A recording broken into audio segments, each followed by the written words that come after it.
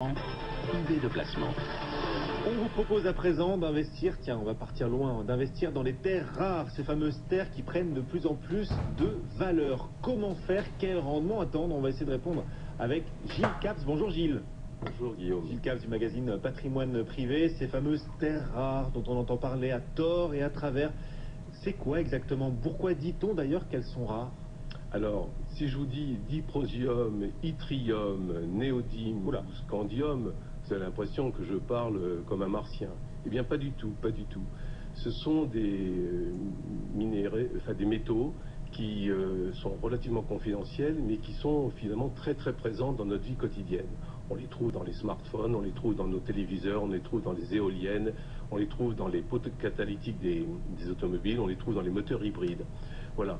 Donc des minerais extrêmement nécessaires aux technologies, aux modes de vie actuels. Alors absolument, ce sont des minerais qui ont été identifiés pour certains même d'ailleurs au 19e siècle, qu'on a plutôt mis en exergue au 20e siècle, et avec la technologie moderne, on arrive à les associer à des alliages avec du fer, avec du cuivre, avec d'autres métaux qui ont la propriété, je dirais, de durcir, d'être plus malléables, d'avoir des performances extraordinaires que l'on peut effectivement utiliser maintenant dans énormément de produits de notre vie quotidienne. Voilà, vous nous avez cité quelques minerais, le dysprosium, l'yttrium, néodyme, des minerais rares mais absolument nécessaires pour notre mode de vie actuel, pour les technologies en développement. C'est pour ça qu'on appelle ces terres des terres rares qui prennent forcément de plus en plus de valeur année après année. Oui, dans la mesure où ces terres rares sont essentiellement produites par la Chine.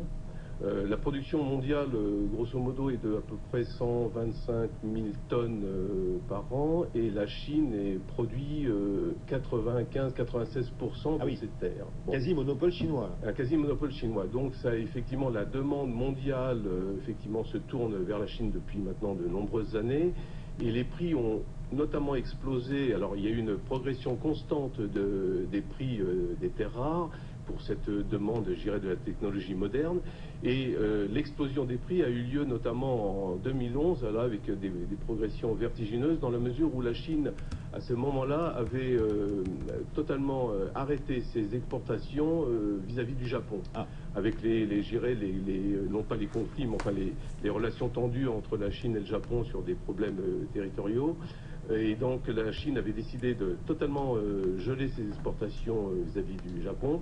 Et à ce moment-là, ça a fait une flambée des prix avec je dirais, on a atteint, si pour un exemple, une tonne de terres rares en moyenne, parce qu'il y en a effectivement, il y a plusieurs différences de prix entre certains métaux recherchés plus que d'autres, mais une tonne de terres rares valait 40 000 $ en 2010, elle était passée à 350 000 $ en 2011. Donc, ça multiplié par 9 en un an.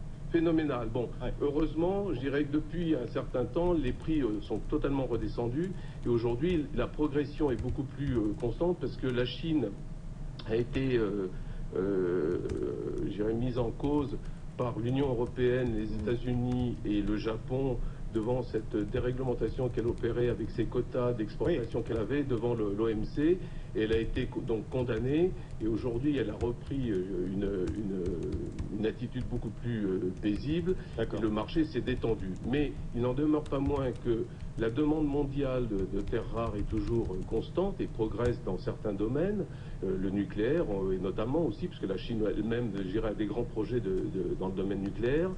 Et donc ça tend de nouveau le marché, et aujourd'hui on s'aperçoit que la progression des terres rares au mois de janvier 2015 a pris 4,5% d'augmentation.